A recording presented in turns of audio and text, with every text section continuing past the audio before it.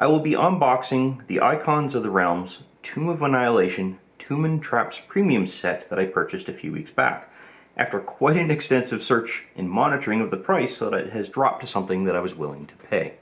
Before I get into that, however, I need to pass along a warning. These miniatures and kits that I'm going to be unboxing in this series are meant for individuals that are 14 years and older. So if you have small children or pets who like to eat small things, be careful, as they can constitute a choking hazard. This kit has been one I've been searching for a while because I've picked up several boosters of the Tomb of Annihilation last year, and I really wanted to get my hands on the premium set as I've been running a party through this particular campaign before COVID-19 became a thing. While it sucks that I've been unable to hold in-person games for a while, it has given me the means to build up a bit of a stockpile of usable miniatures I can use for that campaign, but I still wanted the premium set to round it out. I do admit, however, that I'm still missing a number of key miniatures for this campaign, but that is a worry for another day. Once again, this video is not sponsored by anyone, nor am I affiliated with Wizkids or NECA in any way. And really the intent is to expose you to my reaction for opening these kits and seeing these miniatures and tokens for the first time. As a result, the only portions of this video that is scripted in any way, shape, or form is this introduction. Once I get to the point of unboxing the set, I will be reacting and providing my opinions for the pieces that I unbox. As you can see, the contents of this box are pretty much sealed up, so I have no way of seeing or gaining an insight as to what is in the box, except for what's on the back of this particular box. And as you can see, there are quite a few items that are included with this particular kit. I hope you enjoy the experience, and I'm really looking forward to seeing what comments are posted below. So with that, let's begin. The first thing I want to go over is the artistic work on the box. Whoever they have chosen for an illustrator has done some very good work here, and I'm happy that they have selected this group of individuals or individual to be able to do the cover for this particular kit. Additionally, they have placed the part information fairly well on the box, and it's loose, but you can feel things moving around a little bit, but in general the packaging feels to be fairly secure on the inside. We'll know more once we open it up. There are quite a few pieces in this particular set, and I think this is a fair number in comparison to some of the other premium sets that exist. And with that, let's go ahead and open up the kit.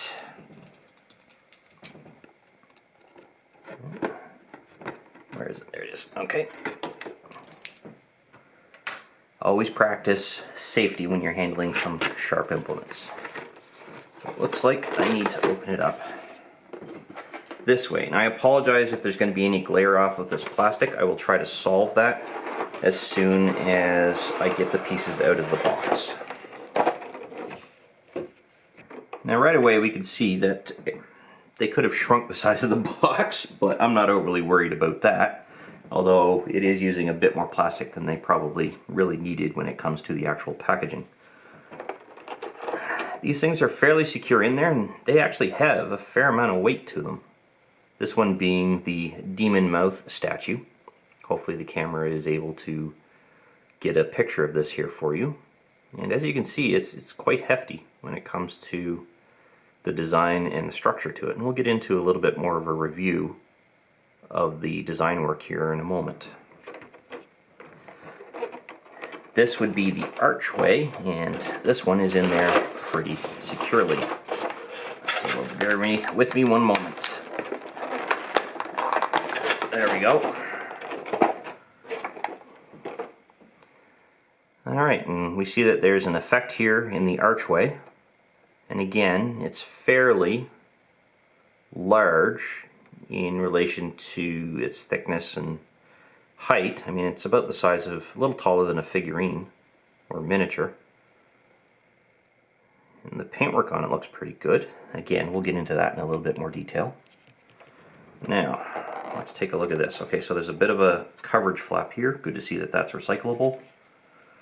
And these, I believe, are the fire jet traps. And there are 4 of them, as we can see. Okay, looks like they've gotten a little scuffed, but that could just be the weathering or the effects that they've added to it from the paint perspective. We'll get a closer look here in a moment. I'll set these aside. Wow. I love these things. Alright, and then we've got the pit traps here with the spikes, as you can see. Look to be fairly well done from a painting perspective. Take a look here, get these out. And I'm working to try to get rid of any glare that you might be seeing in the camera here. Alright, this would be the altar, or sarcophagus I should say actually. Oh wow, that's in there pretty good. Hang on. There we go.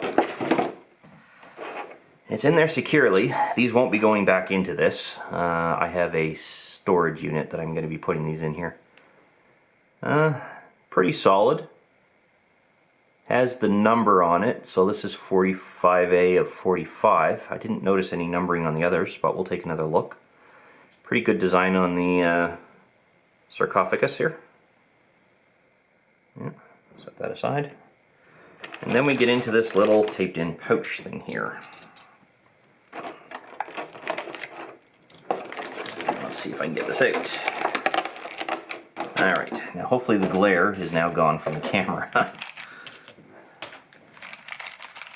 Okay, some additional tape here.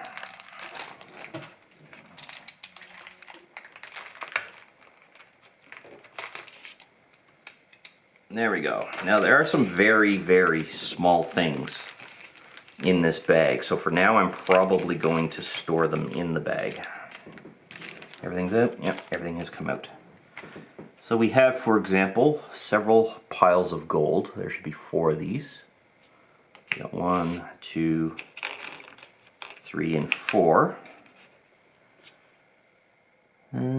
We have a couple of these. These might be related to the pit traps. Ah, these are the blade traps. These might be the pit traps, I think. Okay. Does it actually say on the back? 45A. Yeah, these are the pit traps, so these are the blade traps.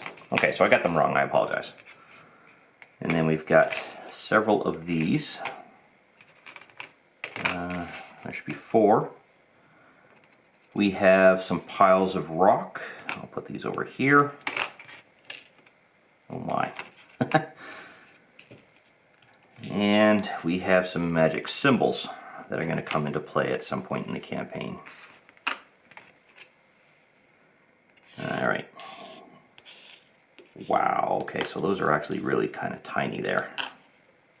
And it might be hard to see, but we do have... What is this?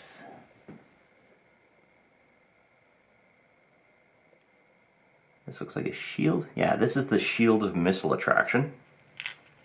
Okay, and this here, I'll actually bring that up to the camera a little bit. Hopefully it comes through clearly. And it has handles on the back. Quite nicely painted from what I can see. We have a slightly bent sword. Let's see if I can bring that up so that you can see it. And this is the Sword of Sharpness. We have 4 very tiny scrolls here.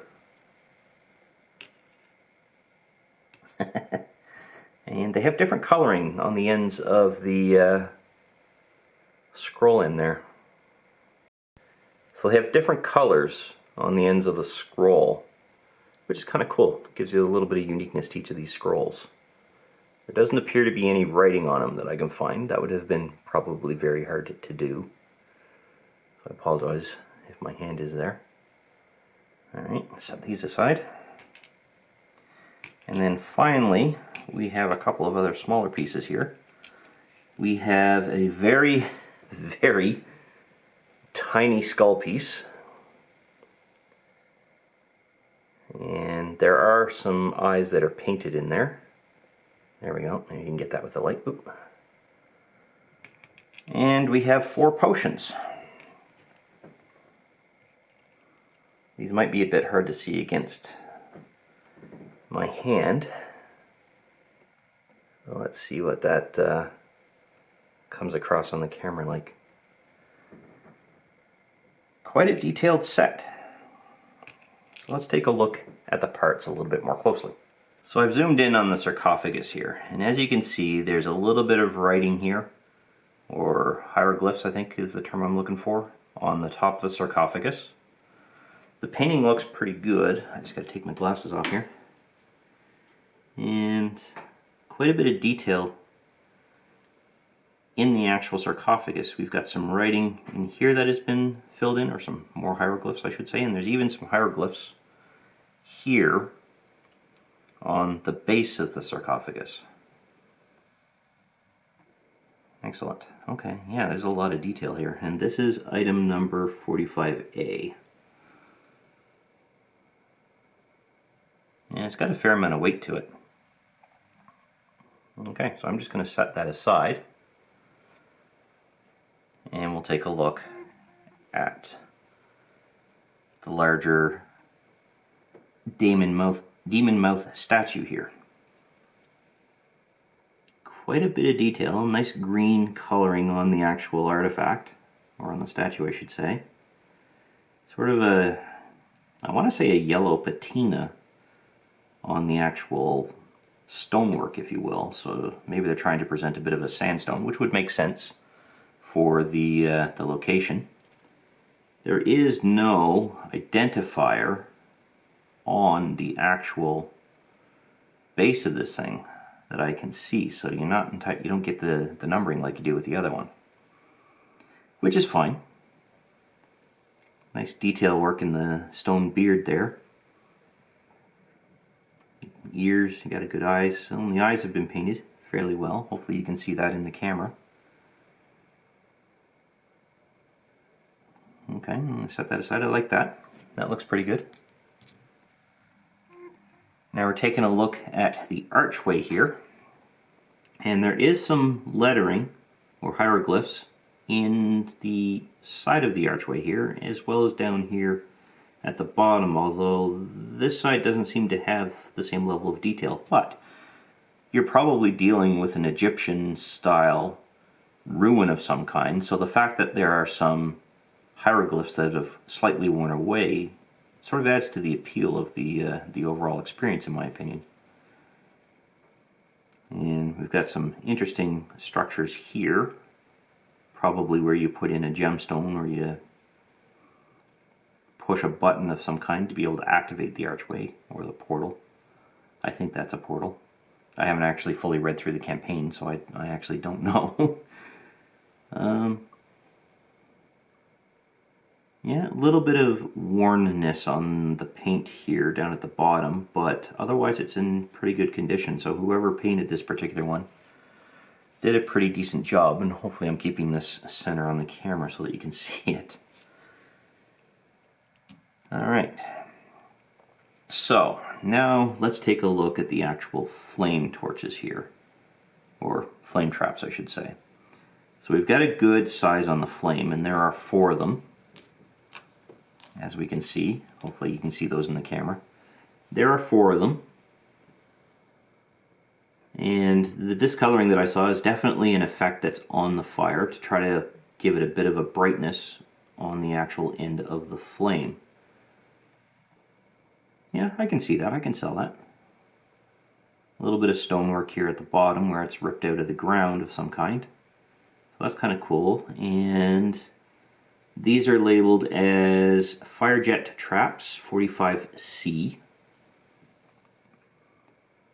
And there's similarities on these. There doesn't seem to be much in the variation, although there is variation in the highlighting effects on the paint, which will make it a little bit unique on each of the fire traps. But that is pretty good. Again, the painters on this have done a pretty good job. Okay. Now the next one is going to be piles of stone. So it's called Collapsing Roof Trap, is what this is in this particular case. So interesting that it's either up or down. I don't know whether you'd put this on the ceiling or whether you would put this on the floor. It's probably going to drop you into a room below, or it's something that is already dropped onto the floor. They're all similar in this particular case, so there's no differences between, say, this particular one and this one, which is fine. Sort of sells the difference there. And this one is labeled 45E, collapsing roof trap. And it's a little hard to discern some of the shadowing and the effects there. It's all the same color, which is fine. It's a stonework item, so that is to be expected if you're in a dark, dank dungeon or ruin of some kind. Let's take a look at these guys now.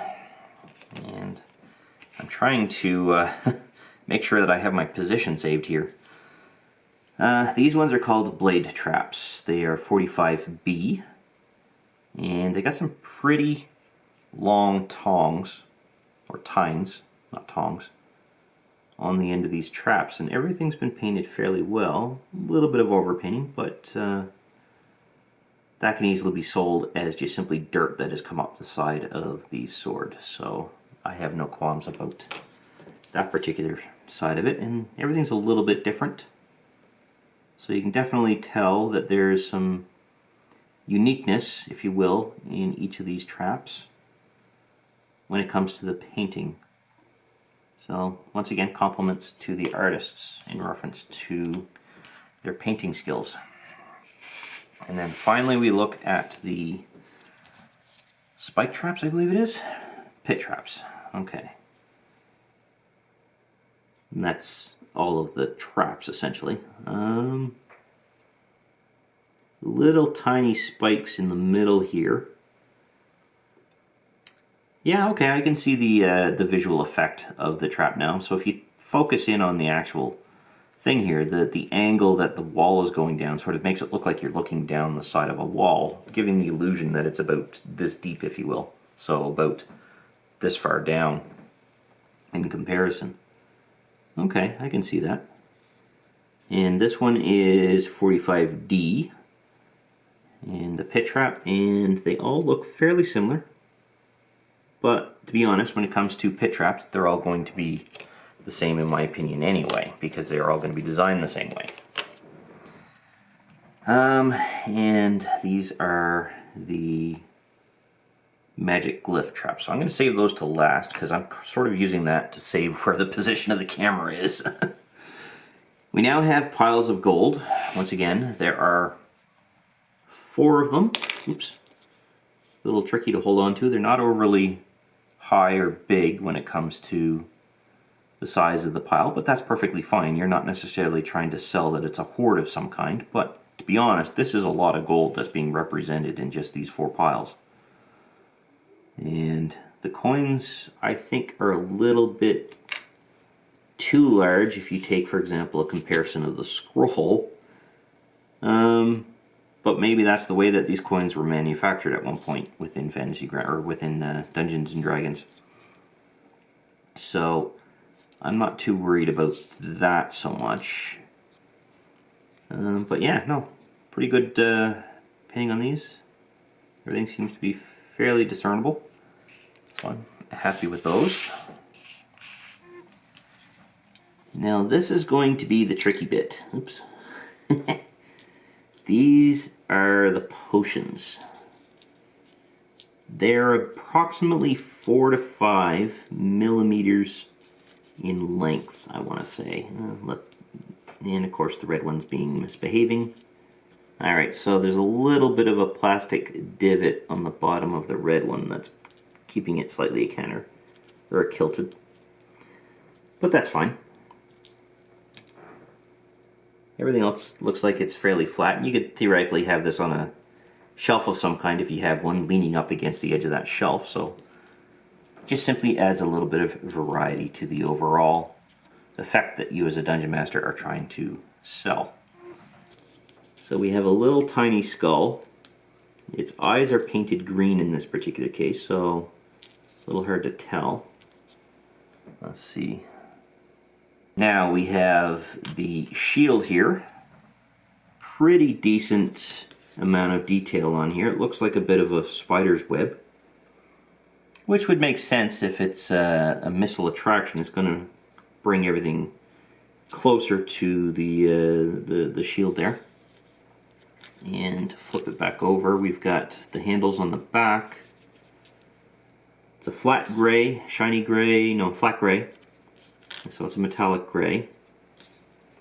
And they left a little bit of the tying in when it comes to the side of the shield here, but relatively minor.